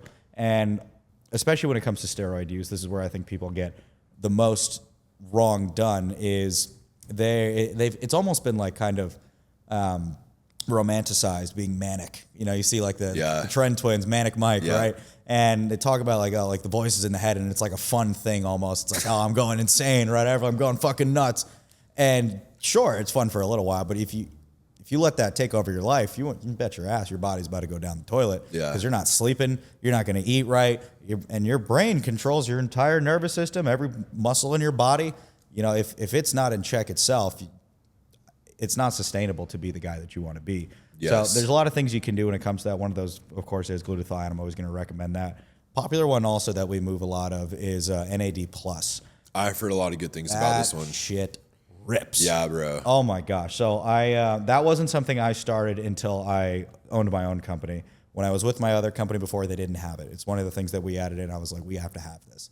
I originally saw it, of all places, was on freaking TikTok, and it was Kim Kardashian talking about how she or one of the Kardashians, Kylie Jenner, something like that. Yeah, probably. Something like that. And because they do all the longevity thing. Anything they do, everybody else is going to start doing it, exactly. Right? And they talked about how they use that for anti-aging, for their skin, but the biggest thing you get out of it for me is cognitive benefits. We have people that come in all the time that are on ADHD medication or antidepressants, and we can put them on NAD+, and all it does is it affects the mitochondria to make yourself able to reproduce cells at the rate that you did when you were younger. You know, when you turn about 25 years old, your cells stop reproducing at such a fast rate. That's why your skin wrinkles. That's why you get cognitive decline. So if you can give your cells the ability to reproduce at the same rate they did before, your cells stay fresh and you're locked in. You get this like clean, focus that you wouldn't have unless you did something like Adderall. But on Adderall, you're tweaked out. You're kind of like frantic. Such an unhealthy habit, bro. NAD does the opposite of that. It gives you that similar level of focus and energy, but you're not tweaked out. It's just sharp. And it's one of the most popular things we have now. And that's something I think gets overlooked at a lot because it doesn't fit in one of those categories. It's non-hormonal. It's not a peptide. It's not a steroid. It's technically a coenzyme. And these are a lot of the areas that it's just like, who's talking about that? Like no one's talking about it unless you are either selling it or you've got a company that does it. But if more people knew about this, we wouldn't have the entire youth hooked on Adderall or all these psych drugs to help them focus because they can't work their freaking brains. Yeah, it just comes back to the money thing, bro. Like if there's no money incentive for Big Pharma to do it, they're not going to fucking do it. But I kind of wanted to switch the topics over to like craziest cycles. I think that's going to be good to touch on. Absolutely. I want to hear what your craziest blast is that you've ever taken, bro. Yeah. I will say the craziest thing I've done, well, the most reckless thing I ever did was SARMs, right? When I was in college, and I did a healthy bit of them. So that was the first time I ran anything. It was the first time I ever touched anything. Okay. And I had the same stupid mindset that everyone else has. Like, oh, it's just the pills, right? It can't be that bad. Yeah. And they gave it to me at the freaking supplement store. I did Rad 140, I did LGD, and I did MK at the same time. Now, MK I actually can get behind today. I think is totally fine. I think MK is great. I think MK is totally fine. It's not classified as a SARM. It's a GH secretogog for everyone out there. So yes, you can totally take MK and be fine. But let's. So I did that, and I was doing that while I was drinking super heavy. So I got bigger. I gained 25 pounds on that in a pretty short amount of time, which was great. Do you remember the dosage? Yeah, it was, I believe, 30 milligrams or 40 milligrams a day of RAD, and then another 30, 40 of the LGD, and then I think it was 20 of the MK. So I never did anything super crazy. Really? But I did do a little bit of NPP while I was doing testosterone, and that had very similar effects. That gave me just like a lot of size, right? What I did notice is anything I do that is a DHT derivative, my hair comes clean off. Yes, that's very common. Gone. Very common side with DHT. So I've tried things like Anabar before. All of the things that you can prescribe medically, I've tried. So NPP you can get right now from a doctor, right? They use it in much smaller doses than I was taking. I was doing, I kind of had it backwards. This was when I was like a very more lab rat, where I didn't know what to look for, and ChatGPT didn't exist yet. So you had to like Google it and like see what other people were saying, or listen to your buddy.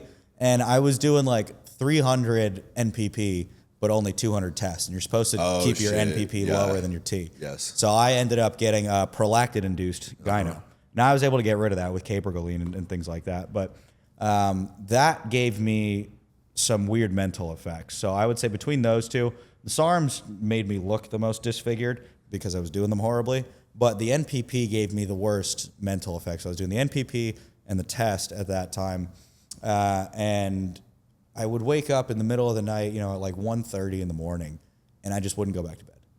Oh shit! I just really? didn't sleep. Yeah, I just did. I didn't, and it would happen a few times a week, and it was around the time when we were looking at starting this company. So your mind is just racing for like, what am I going to do? What am I going to do next? And as soon as you wake up and you've got a thought about the business, like you don't want to do anything else. Yeah. But I would also get agitated. I didn't have roid rage, but like little things I would just be like just annoyed by. And then I would have the complete opposite, like small things that are like just like little nice things that would happen. I would be like overjoyed. So it really accentuated like my emotions. And I would say that was probably the most insane feeling I ever had. But I try not to do anything, crazy like that. Like I've never done tren, I've never done mass. I've never done really? No. So you haven't really experimented? No, I haven't. And it's mostly because of my experience with the lighter ones, because I know if I took tren, I'd be bald. Yeah. Like it would be gone. I have been able to restore a good bit of my hairline, but you can see, it's even not perfect now. I've got That's not bad at all, bro. That's like compared to some of my clients that have come to me, new clients that have complete male pattern baldness that are like ready to fucking. I had it pretty bad at one point. At one point it was like all the way back here where the peaks were. Oh shit. But luckily in the clinic, we can restore your hair. We have the micro needling, so I did stem cells and PRP. Yeah, bro. So I was able to get my hairline pretty close to back, but for a while, there's a picture of me out there somewhere where you can like just see straight into my scalp, and I had long hair. It was pretty brutal. There are definitely, with hair regrowth, DHT derivatives, these are going to be the worst when it comes to hair loss, acne, masculine-related side effects. Whenever you take a DHT derivative, this is going to increase androgenicity. So that means that you're going to get more masculine traits out of it, facial hair growth. You're going to like get a more square jawline, overall be more masculine. But it comes with those negatives too, like the hair loss, the acne, the oily skin. I'm surprised that you haven't run more insane cycles, but when it comes to the NPP, I think that a lot of your mental sides were probably prolactin induced. You said you got prolactin reduced gyno. Yeah, it I wasn't probably taking was any that caber during the time either. Exactly. So, and I've run into these things too. My second major cycle was testostecadebol, your classic bro bulk. Yep. That fucked me bad, bro. I looked like a whale first off. Well, to other people's standards, it wasn't like a whale. I was still like, because I started off as a skinny kid, so I was still like, you know what I mean, like presentable, but I was very fluffy. Yep. But I got all the mental sides. I got an increase of estrogen, increase of prolactin. Now your dosages, you've taken this shit very light, bro. Like I said, I come from a background of taking massive risks. I took fucking meth in the past. So it's like I also was taking risks here, but I learned along the way. Now I don't take these risks anymore because now I am prioritizing my health. But when I started, I most definitely was not, bro. I've taken upwards of 2.5 grams of test a week. I've taken a gram of tren a week. I've taken 200 milligrams of Winstrol, 200 milligrams Anadrol, 50 milligrams Halo daily. All at the same time, by the way. What was the end goal there with all that? Just trying to, you weren't trying to step on stage, were you? I did actually. Oh, you did? And Okay. I got second place in NPC men's physique comp, but I did that once. I'm like, this is not for me. First off, my physique is not proportional. And second off, I don't want to be on stage in fucking underwear, like showing off to a bunch of other dudes. And I'm not saying it's bad. Like it is a great sport if you get into it, if you like genetically have the body to do it. Yeah. But it just wasn't for me. You know what I mean? The end goal really was whatever it takes, bro. Like I looked up to Rich Piano when I was starting this shit. Yep. I have it tattooed on me, bro. Whatever it takes right here. That's what I thought. I listened to Boston Lloyd and all these motherfuckers in the forums and like on YouTube when I was starting out. And that's what I thought you had to do, was just take the most possible shit to get the best results. So what did I do? I took the most possible shit thinking I would get the best results. What it actually got me was a bunch of goddamn side effects and really like long-term and short-term side effects. So I took a lot of gear. Now keep in mind, this is not farming gear. I went through an underground lab to get all this shit. So I could have been fucking taking tests thinking I was getting I could have been taking tren thinking I was taking test. So I don't know exactly what I was taking. I'm assuming it was real, but it was just some random UGL. So I've taken a lot of fucking gear, bro. And my worst cycle was hands down my shred stack for the comp. So that was Tess, Mast, Winnie, Anavar, Halo, Tren. And this was before I knew about peptides. I didn't even know about Retta, Ozempic, any of that shit. I don't even think it was a thing back then. I probably didn't. Yeah, no, it wasn't even a thing, bro. So I was taking, again, test, couple grams. I think I was taking 1 gram of test for the comp.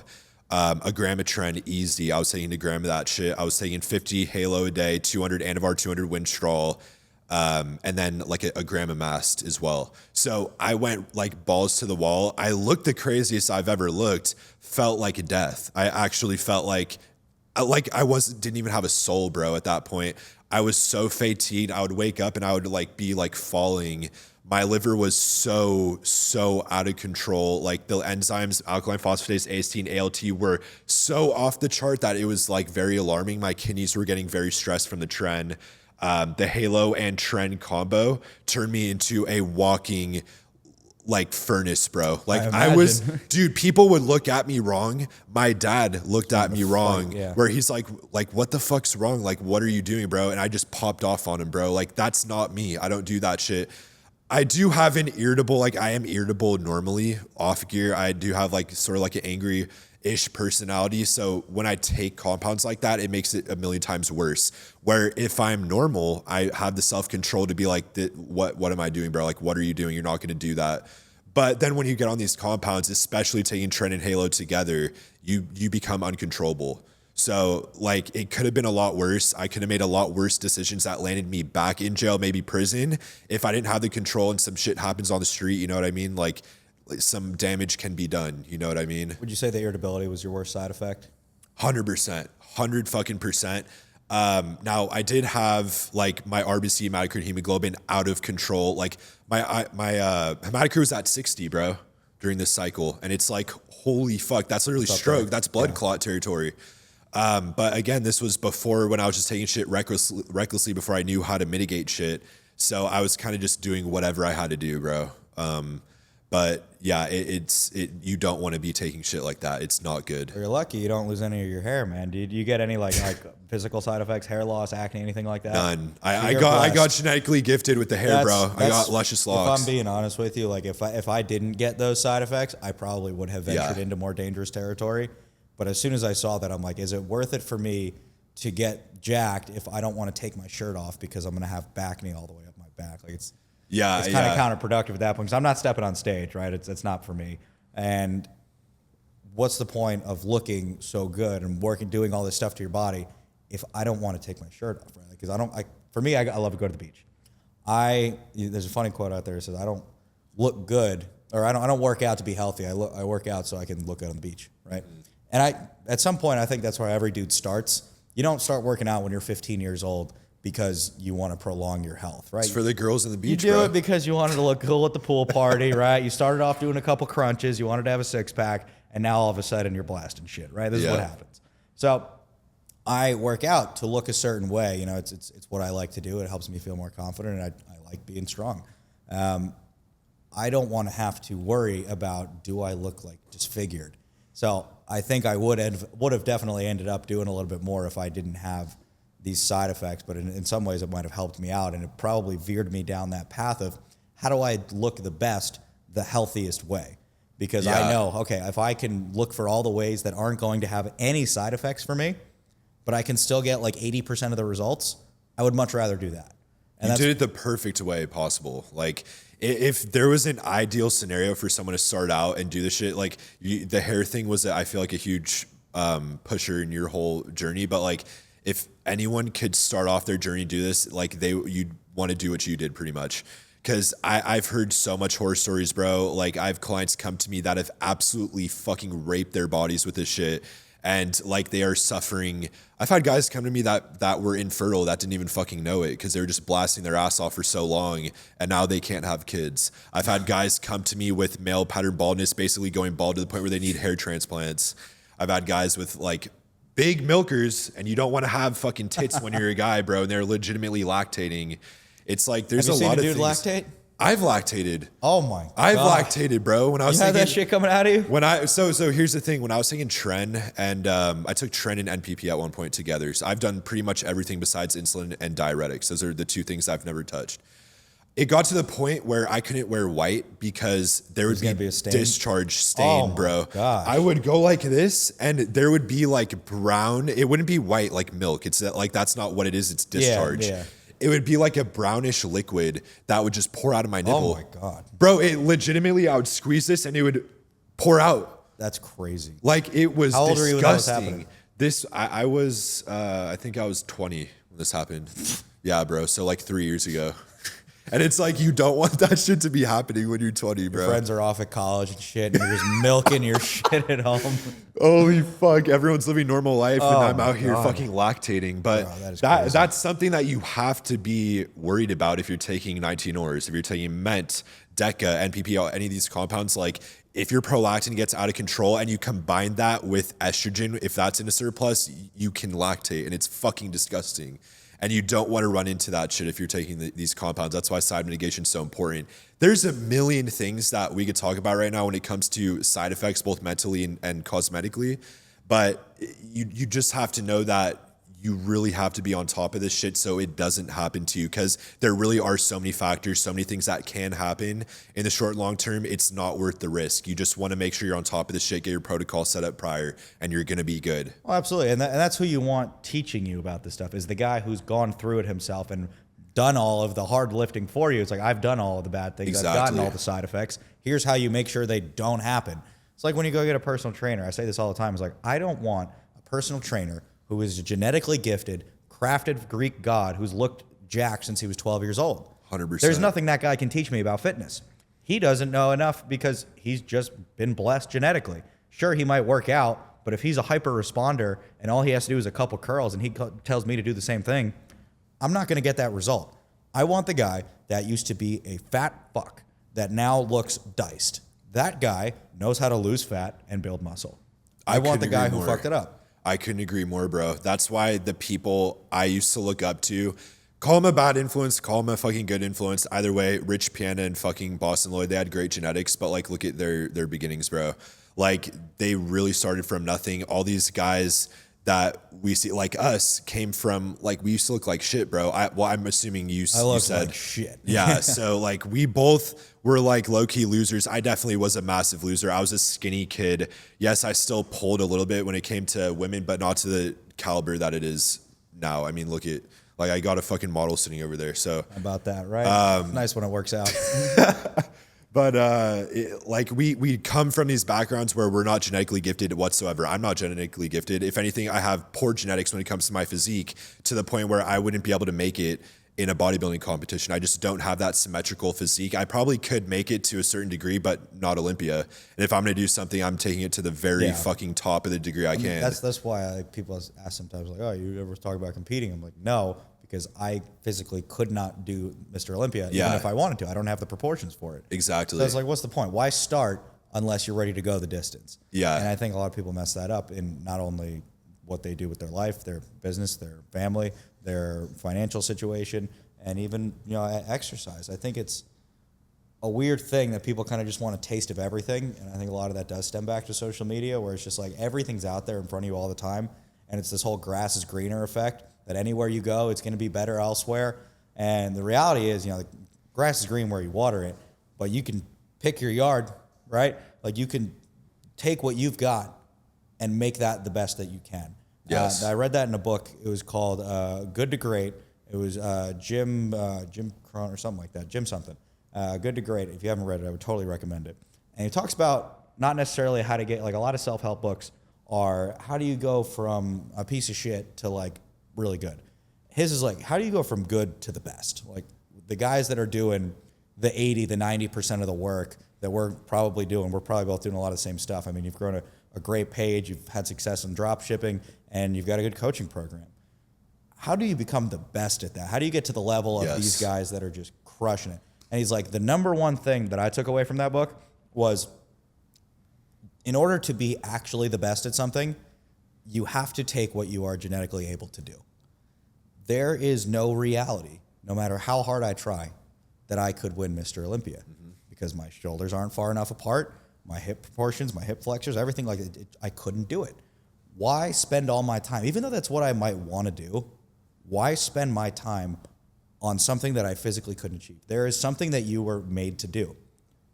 Everyone has this. Find what that thing is and do it better than anyone else that does it. As long as you are the best at something, I think you'll be able to get fulfilled. And if it's what you were genetically designed to do, go do it, right? Like for me, I think I had the upbringing that I had, and I had the issues that I had because it was to show myself, like, okay, here's how I can make myself better. Even though I didn't look jacked when I was in high school and I was a really skinny kid and I wasn't, 3-sport varsity athlete, I still liked sports, but it gave me a chip on my shoulder to say, like, okay, why wasn't I like this? How can I make myself better? And it gave me that air of self-improvement. And I think something that I was born to do is be able to give people confidence. And that can come from things like, I had genetically low testosterone. I was under 300 nanograms per deciliter. Holy fuck, as a natural? As a natural. And, damn, bro. And you say, holy shit, the amount of kids that we have coming in under 25 that are under 300, you would not believe it. It's almost all of them. And I thought there was something wrong with me, and of course there was, but at this time I could still bench 315 pounds. I had a perfect diet. It made no sense that my T would be low. So for me to find that out and for me to experiment on myself and see the results that came from that, like we talked about before, the confidence, the energy, everything like that, being able to share that. I was also pretty gifted when it came to sales. We both used to do, me and my business partner did high ticket sales before we started this company. So lucrative to have that skill set. And it's like, I learned how to speak clearly. I learned how to convey a message. And the biggest thing people fuck up in sales is they think you have to be a scumbag. The people that do the best are the people that just have a good story to tell to the people that want to hear it. It's not, do you have to make up a bullshit story? It's just finding the right people to hear the story. Yes. And that's what I've done now. And I think the reason I'm in this business is I think there's so many people that want to hear this story because a lot of people internally think this is them. And that's what I think I do better than anybody else is I can convey that message about making yourself better. 100%. That's why you are where you are now, bro, because you figured that shit out. I also think that it's learning from people who also have succeeded in the route you want to do. That's so important that you don't take advice from, if you're trying to be a certain individual, if you're trying to achieve something, whatever it may be, whether a fucking bodybuilder, if you have the genetics, whether you want a specific business, whether you want your body to look a certain way, you got to look at people who did that shit the same exact way that you need to do it as well. You need to look at people who started off in a similar situation where they were like broke, where they were fucking skinny fat and they did it. You need to look at people who actually got the fucking results. You don't listen to someone like you were saying that are genetically gifted and put in like a little bit, like a week of work and got their physique. You're not gonna be able to emulate that shit. You got to find people that have done what you've done and learn from them. And that's, I feel like, the easiest way to get there, bro.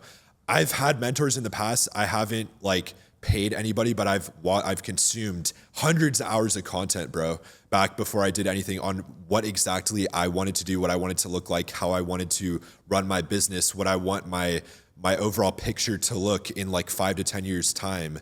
And I learned from them, and that's how I'm making my reality real, bro. It's like the combination of you putting in that work, of you doing everything you have to do, optimizing your hormones, getting to where you need to be yourself to do that shit, but you also need people to look at to sort of emulate what you're doing. Otherwise, you're trying to reinvent the wheel and you're trying to just do this shit on your own. It's very easy to find people that have achieved similar things and emulate it and just figure out how the fuck they did it and then try doing that shit yourself. Did you have a physical mentor, like a guy that you worked with one-on-one, or did you just kind of go to YouTube University? I didn't, bro. YouTube University was for me, bro. I didn't go to college.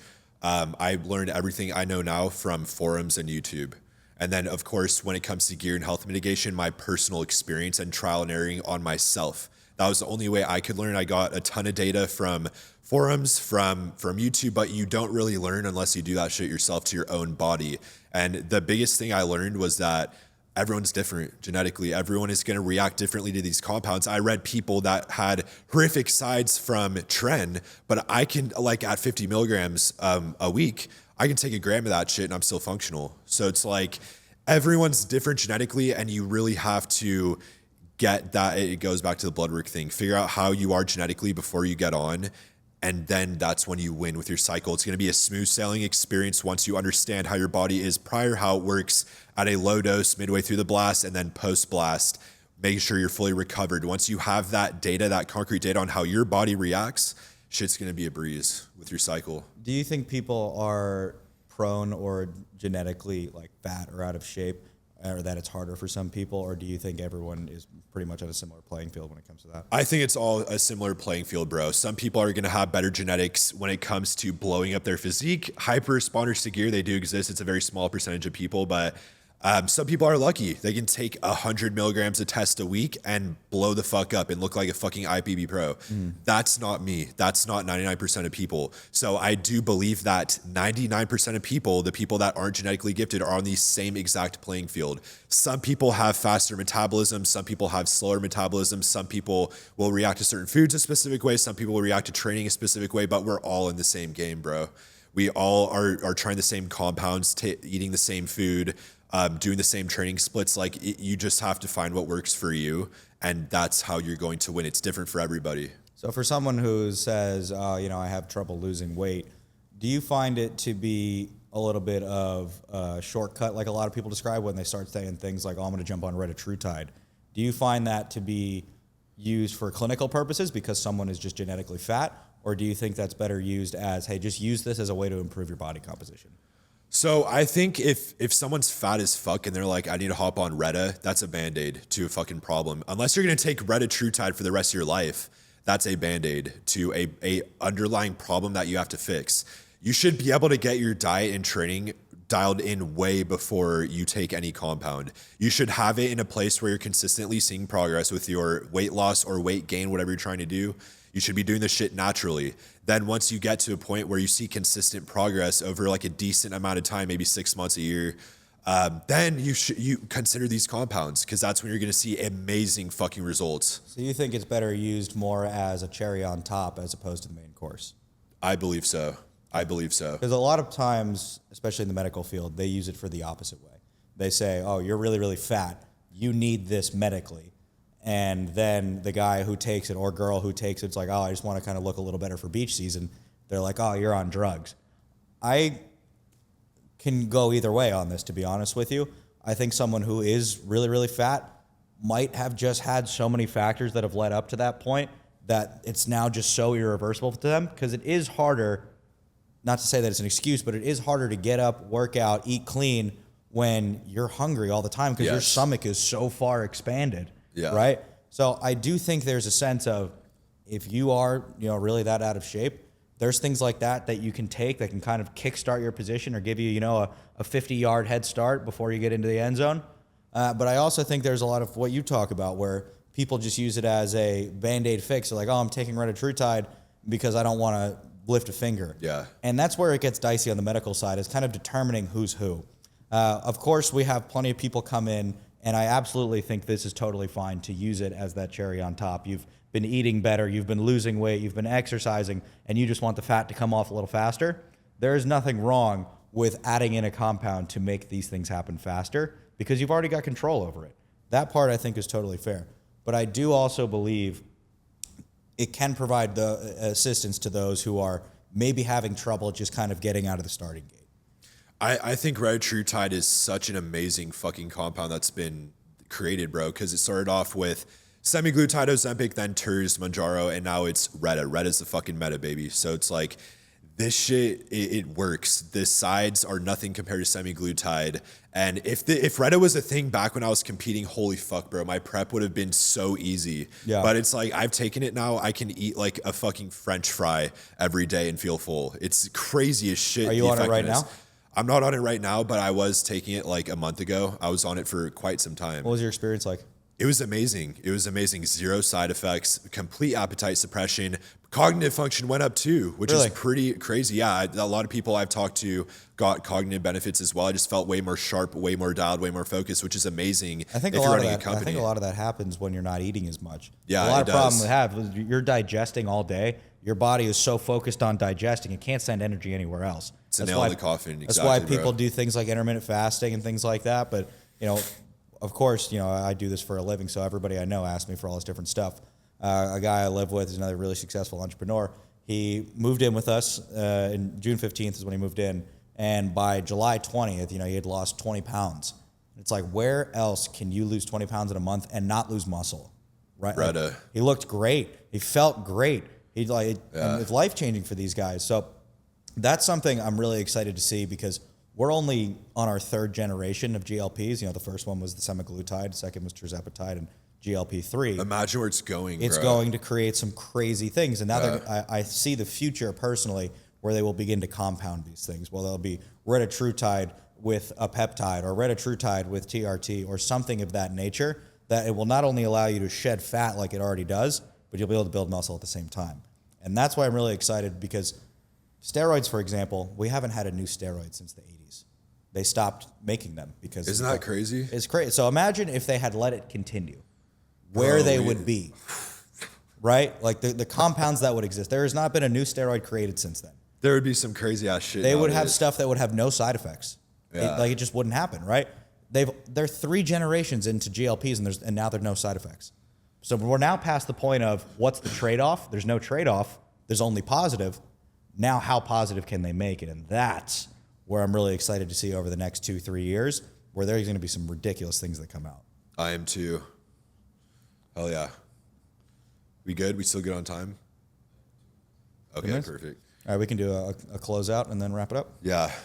All right, guys. Well, that is going to be the first fucking episode of the Diagofit podcast. I'll take these bad boys off. But I hope you guys like this shit. It was great talking to you, bro. Yeah, thanks for having me. I had a great time. Yeah, 100%. Tons of fun. We'll definitely have to link again and do this shit. This is fun. Absolutely. I'm a short drive over there to Tampa. We have to have you over at the place. Hell yeah, 100%. But I think a take home for this video is going to be, first off, side mitigation. Make sure that your protocol is dialed, that you're doing everything you got to do when it comes to your cycle. Just make sure you're getting your bloods done. And if you are going to take this shit, just do it the right way. Like, the worst thing that can happen is that some shit goes wrong on your bloods. It most probably will go wrong, but at least you're taking the preemptive measures to do things the right way. And once you get everything dialed, it's going to be a smooth experience. But I think that's like the take home point for this. Couldn't agree more. And if you ever need a place to get the blood done, you know where to go. Hell yeah. All right, guys. All right.